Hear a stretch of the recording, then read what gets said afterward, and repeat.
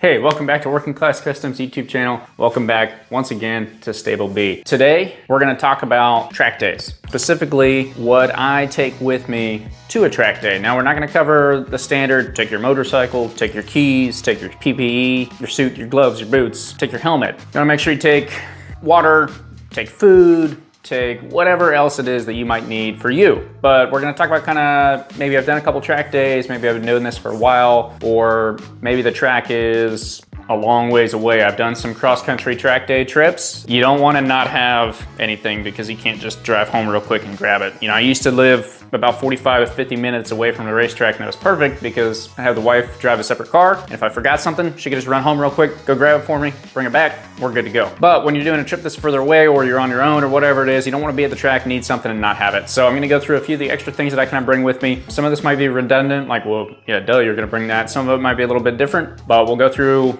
what I take and how I do that, and that's what we're gonna cover in today's video. So before we jump into all that, please, if you're new to the channel, click the subscribe button down below, throw a like on the video, then leave me your comments throughout, especially track day junkies that are out there that have been to the track quite a bit more than me, or at least as much. Club racers, all you veteran guys, I ask you, once again, leave me your comments on anything else that you bring to the track that maybe I don't cover in this video, or anything that you're like, why would you even bring that? I'm always looking for advice, and then anyone else that's watching the video, check down in the comments to see what those guys bring. That should help kind of cover us up and give us a full rundown. So without further ado, let's get into the video. All right, so over here I have my big toolbox with all my tools in it.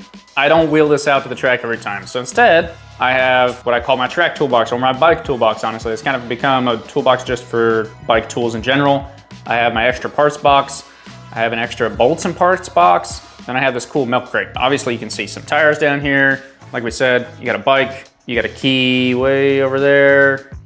Over there. Don't forget your key, or you can just do a key delete and your bike no longer needs a key. But we're gonna start with the milk crate. Let's get a few things in it that I just make sure this milk crate's always loaded and I can take it with me. It is actually missing something right now. We'll get to that in a second. But first thing you're gonna see in here is the oil. Yeah, I always carry enough oil for an oil change. And it's also just a convenient spot to keep the oil for my bike for oil changes. Back behind that's more lubricants, i.e. chain cleaner, chain lube, a funnel for an oil change if I need to do one. And then the rest of this is just rags. And there's a couple cords down in here that I'll talk about in a second, but mostly just rags. You never know what you're gonna come across if you need to do an oil change, or if you wreck the bike or whatever. Rags are always good to have. And then this guy, pretty important. So this is a multi-purpose wipe, and I use this to clean off my visor. Bugs get on your visors really bad. To be quite honest, there's nothing worse than having a big old smudge mark down your eyeballs that is covering up your vision and almost makes your vision look blurry. So I try and make sure that I always have something to clean my visor off, and that I'm kind of checking my visor throughout the day. If you live in a place where there's no bugs, then I guess you don't have to worry about that. But if you did live in a place with bugs, then it's definitely something to keep in mind. You'd be amazed how many bugs there are after you go. The other option, if you don't want to take wipes with you or whatever, is that you can just clean your visor and your helmet in general before you go to the track, and then you won't have that issue. So power strip, I do run slicks, so I run tire warmers. So I always take a power strip with me so I can plug my tire warmers in and whatever else I might need to. Underneath these rags is my duct tape. I have some black duct tape. If I need to tape lights or someone else needs to tape lights, I always have duct tape with me. Also, honestly, if fairings are falling off, especially if you're running street fairings, they're missing some clips and whatever. I've used duct tape to hold fairings on before. It's perfectly allowed, perfectly fine for a track day. So duct tape's always just a good thing to have. And then finally, this is where I keep my cord for charging up my lap timer, AIM Solo. Like I said, I just kind of keep this milk crate loaded and ready to go. All right, next we'll get into this toolbox. It looks like a toolbox, but it's not really tools. This has kind of almost become my junk box, but I keep a few extra things in here that I like to take with me. So once again, you'll notice a theme here. Never have too much duct tape. That's just my old roll of duct tape, and some electrical tape for taping up the lights also. Sorry, masking tape. Got some aluminum safety wire. I don't recommend buying aluminum. It's not gonna work. You need steel, but I bought that on accident, so I just leave it in here anyway, because it can come in handy. There are a few other parts in here that are just motorcycle parts in general. So when I take my Aprilia to the track, I pulled this off. I left it in here so I would know where it was. Sprockets, levers, random clip-on. That's a swing arm bar, some extra knee pucks. This, like I said, is just kind of my junk box, and there's my extra oil filter. Oh, and there's some, you can see them down in there. Down there. Brake pads, rear sets, all that. So this is kind of just my parts accumulation box over time, and I just take it with me every time because you never know what you might need or might not. I also have some electrical tape up here that's always good to have. So once again, just kind of as coverage, I keep my motorcycle stuff in these boxes so that I never have to worry about making sure I get all the tools out of the big toolbox into the little toolbox and back. So I just have an extra set of tools of everything I need. If I need something for a bike that's something where I do it pretty regularly, I'll just go buy an extra tool and put it in this box so I can take it with me. So also I have an extra hose for my fuel can, sound dampener, for my exhaust, some extra bar ends, pack of zip ties. Just honestly, kind of seems like clutter. Usually I'll go through this box about once a year, clean some stuff out, trying to give you guys an idea of some of the extra junk that I take with me. I can say that if you put your bike down, the parts and pieces that are gonna break are gonna be the ones on the end here. So your levers, those can break off. You can actually see this guy has already ground off a little bit.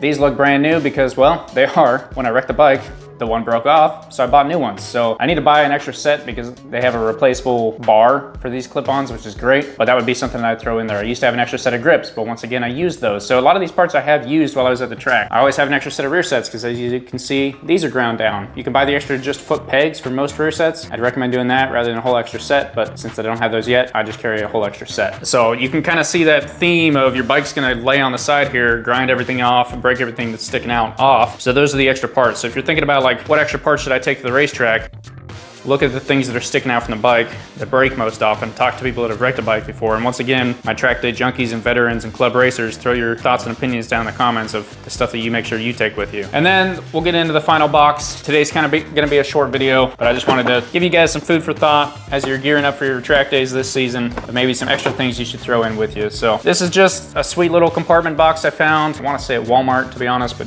you can find them anywhere. So this is just where I keep a bunch of random nuts, bolts, whatever. So up here, I have my extra sizes for my quick turn throttle. Let's see, we got some wheel bearings over here, more brake pads, in-box wheel bearings. I don't know if I would ever reuse that one, but it's in there. There's the, what do they call those? I don't remember. Someone tell me the name for this guy down in the comments. Leave it down there. Anyway, that keeps the insert. That keeps this guy in the exhaust. These keep your fairings on. And all these other bolts are just ones that came off the bike when I took it apart. You never have too many sheet metal screws in your life. I take those literally everywhere. Some crush washers for brakes if you need to mess with your brakes at all. And then just bolts that came off the bike. Like I said, when I was taking the fairings off, all those bolts will work pretty well. These ones are for the windshield. And then some hose clamps, because you never know where you need a hose clamp either. Those are, yeah, that's my compartmented parts box and everything that's in there. All right, next up, we're gonna cover the toolbox. You'll see up in the top here, there's actually some stuff that almost looks like it's missing. I have 2 torque wrenches that are usually in here, but I'm lending those out to a friend at the moment. So I bring torque wrenches to cover essentially full range of anything I could need to torque on the bike. And then over here is just my tire changing. The rest of it actually in general is my tire changing stuff. So I have different sockets. That's for Suzuki rear axle. This is for Suzuki front axle. This is for any motorcycle front axle. You can get these on Amazon for like $10 or $11. These are sweet. They also come with this extra insert so you can get all the way down to a 14 millimeter, clips in like that. Those are awesome. Really like that tool. Oh, sorry, one more, all the way down to a 12 actually. This guy, I wouldn't ever expect to use. This goes on the swing arm lock nut on my Suzuki. I've replaced the swing arm on it, so I had to buy that. And once again, since this is just my motorcycle toolbox, I just keep it in there so I always know where it is.